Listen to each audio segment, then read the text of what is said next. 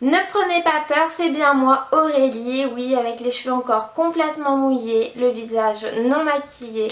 Aujourd'hui je vais vous faire une vidéo, une première sur ma chaîne, la vidéo First Impression sur le fond de teint de chez Yves Rocher. Donc je suis allée chez Yves Rocher et j'ai demandé à la vendeuse de me conseiller le best de leur fond de teint camouflant, couvrant, comme vous voulez, mais je voulais vraiment celui qui camoufle le mieux. Et la vendeuse m'a dit, ne vous inquiétez pas, j'ai ce qu'il vous faut, celui-là. J'ai dit, d'accord, sans problème, donnez-moi ma teinte, je vais tester. Donc j'en avais un acheté, le deuxième à moins 50%. Du coup j'en ai pris deux, dont une teinte un peu plus foncée pour cet été. Mais là je prends donc le plus clair car je n'ai totalement pas bronzé à cause du temps. Car il fait vraiment pas beau. Mais bon, soit ça on s'en fout.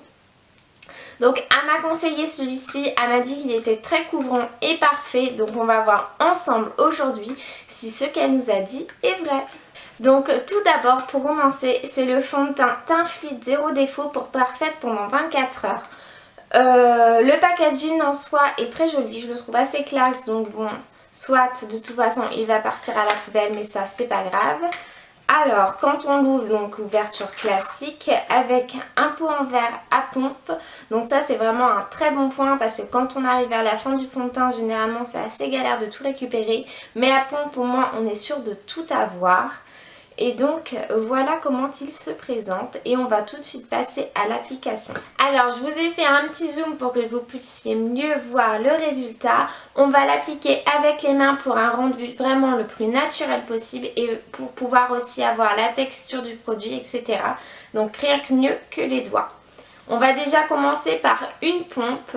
Donc bon, déjà faire venir le produit. Hop, voilà. Donc voilà. Et on commence à l'appliquer sur tout notre visage. Ne faites pas attention à mes ongles, ils sont juste horribles. Il faut que je retire le vernis car c'est une catastrophe. Hop, et on étale. Donc si je regarde en dessous, c'est parce que j'ai placé mon miroir.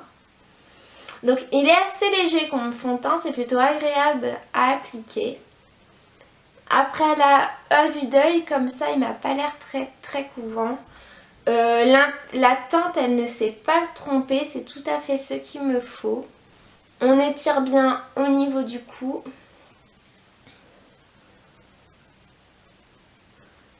Il est vraiment très agréable à appliquer, pour ça il n'y a rien à dire, la matière est très agréable. Il est vraiment léger. Je ne sens pas que j'ai du fond de teint en fait sur le visage, mais je vais être obligée de rajouter une couche parce que là ça va pas du tout. On voit toujours mes imperfections, j'ai l'impression, mis à part peut-être m'avoir unifié le teint.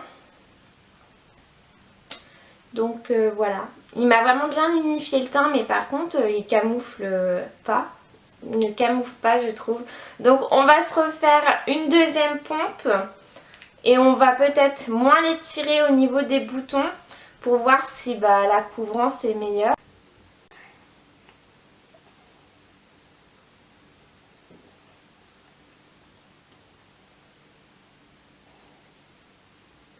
Donc c'est un peu mieux, mais c'est pas ça non plus quoi. Je dirais qu'il a une couvrance légère à moyenne. Mais il n'a pas une couvrance, une forte couvrance quoi. Après il est clair qu'il est vraiment très agréable à appliquer, il n'y a rien à dire là-dessus. Je suis complètement d'accord, il est très fluide. Mais il ne camoufle pas autant que je l'aurais espéré et autant que la vendeuse me l'a conseillé.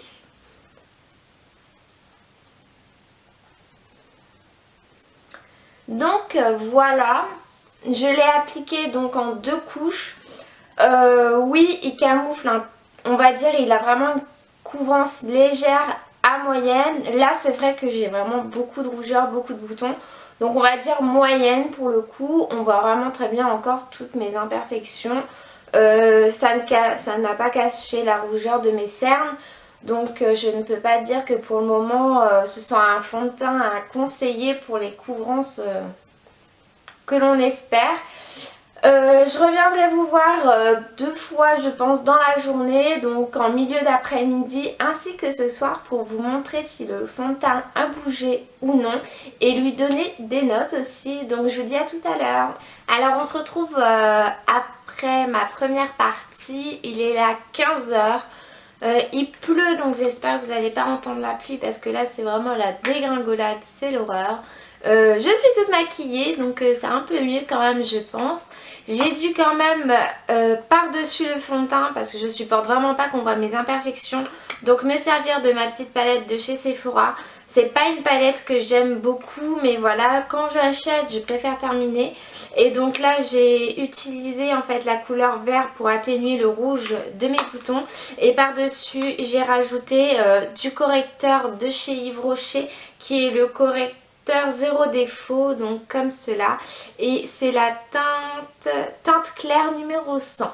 Donc voilà, j'ai rajouté ça par-dessus mon fond de teint et après j'ai poudré avec une poudre de chez PB Cosmétiques, une poudre libre que j'ai laissée dans ma salle de bain, donc je peux pas vous montrer, désolée. Et donc voilà ce que j'ai fait pour mon teint. Après j'ai rajouté du blush, mais bon voilà, c'était surtout pour vous montrer ce que j'avais rajouté au niveau de la couvrance. Donc là, oui, le fond de teint me paraît plutôt pas mal, à savoir que du coup, avec la dose de correcteur que j'ai rajouté par-dessus, on ne voit quasiment plus grand-chose. Mais sinon, c'est vrai qu'il est vraiment pas couvrant, donc c'est un peu dérangeant, mais bon. Donc pour le moment, je ne trouve pas que le fond de teint, enfin que le maquillage en soi ait beaucoup bougé. Je n'ai toujours pas de brillance, même au niveau du nez, donc ça c'est plutôt pas mal. Parce que j'avais testé un fond de teint de chez Bourjois, je ne sais plus lequel, dans un flacon carré, et au bout de 2 heures mais j'avais des brillances au niveau des pommettes, du nez, du front, c'était juste la catastrophe. Donc là c'est plutôt pas mal par rapport à ça, il me convient bien, c'est un bon point. Après voilà, à voir si en fin de journée il y en a quelques-unes et on le découvrira tout à l'heure. On se retrouve en fin de journée, donc j'ai décidé de vous faire la vidéo, il est 6 h, pas trop tard parce que en fait là il commence à faire un peu sombre et comme la lumière va être pourrie après je ne pourrai pas vous montrer les résultats sur ma peau. Donc à savoir qu'aujourd'hui je ne suis pas sortie, je suis restée à la maison, mais j'ai fait énormément de ménage et j'ai fait aussi mon sport, donc j'ai bougé etc. Donc je vais vous montrer tout de suite d'un peu plus près les résultats sur ma peau et vous allez voir ce que ça donne. Je vous en dis pas plus. Alors je vais vous montrer les résultats pour le fond de teint. Donc voici ma peau à 18 h. Donc j'avais appliqué mon fond de teint ce matin, il était 9 h 30 je crois, quelque chose comme ça. Et donc on peut voir que c'est plutôt catastrophique. Donc là je n'ai absolument plus de fond de teint. On peut voir que là ça a fait comme une traînée, donc comme si en fait tout ce qu'il y avait là était descendu à ce niveau là. Donc c'est assez catastrophique. Donc voilà, je réétale. J'ai la peau qui brille à mort. Là on peut voir, hein, ça brille. Là j'ai tout plein de fond de teint comme si ça avait coulé. Donc des brillances. Et donc je sais pas si vous voyez, mais en fait ça fait comme des plaques. Là j'en ai plus. J'ai plus rien. Là j'en ai. Là ça me fait un trait. C'est pas beau du tout. Là j'en ai plein. Alors que pourtant je veux dire je l'étale plutôt bien quand même, hein. Et le menton, donc là j'en ai, là j'ai plus rien. Enfin voilà, on dirait un dalmatien. Donc voilà de près comment le fond de teint a tourné au bout d'une journée sur ma peau. Je suis vraiment très déçue, je m'attendais pas à ce qu'il change autant sur mon visage. Je crois que c'est la première fois que j'ai un fond de teint qui me fait ça. J'ai vraiment l'impression en fait que ça fait des taches de fond de teint. Là j'en ai plus, là j'en ai, là j'en ai plus, là j'en ai plus. Ça coule en fait tout au long de la journée, c'est ignoble. Donc en fait quand vous avez ce genre de fond de teint, je pense que c'est bien de se refaire le teint dans la journée au moins une fois pour tout réunifier en fait, pour pas que ça fasse des sortes de traits comme ça me l'a fait. Je trouve ça vraiment très immonde. Et parce que du coup ça change vraiment le teint, enfin, le teint de la personne quoi. Vous avez l'impression elle s'est mal étalé son fond de teint alors que non du tout. Au matin il n'y avait pas tout ça. Donc je suis vraiment très déçue. Je peux vraiment pas dire que je suis satisfaite de ce produit. Il était vraiment pas cher mais alors là pour le coup vu le résultat que ça donne au bout d'une journée, c'est pas un produit qu'il faut mettre peut-être plus en soirée à la rigueur, mais pour la journée vraiment pas. Si tout comme moi vous recherchez un fond de teint qui couvre, qui tient toute la journée sans bouger, qui soit un peu matifiant parce que là il ne l'est pas, moi je trouve qu'il me fait briller la peau, je ne vous recommande vraiment pas ce fond de teint. Voilà. J'espère que cette petite vidéo là vous aura plu. Je vais vous mettre toutes les notes juste après, juste à côté en fait, ça va venir par la suite. Moi je vous fais de gros bisous et puis je vous dis à la prochaine. Bye.